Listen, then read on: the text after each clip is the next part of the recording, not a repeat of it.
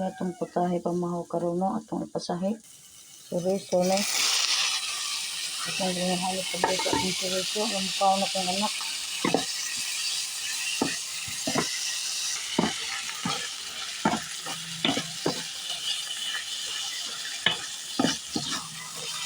Ato sang takpan para maluto. Ang suriso ni ako gikuha ang mga panit. Kaya aniwan ako pagluto kay parang kakaiba ba. Naghihawas na ako siyang putos-putos. Mo ni resulta. Pwede ni siya luto na siya daan imong kuan nun. Butang mga utan nga gulay. Unsa na lang bad. Kaya nang kana. Kaya naman silihan tingnan niyo.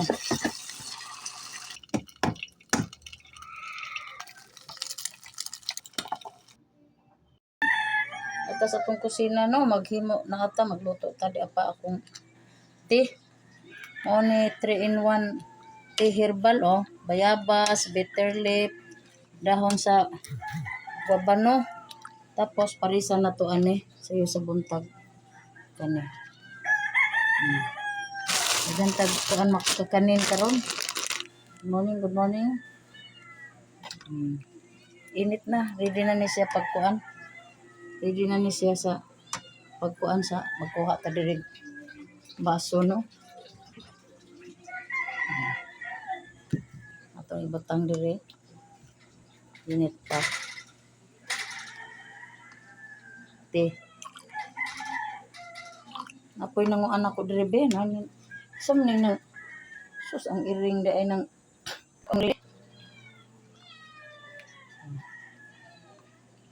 ready na ni siya, ready na ning atong tea. Herbal tea no, everyday. Muna gitawag nga 3-in-1 tea. Siya. Parisan ani.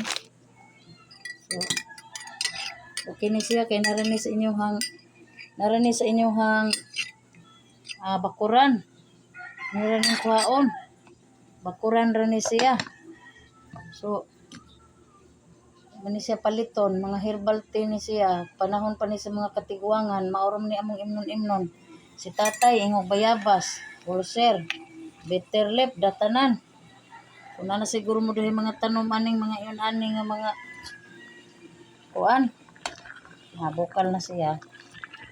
So,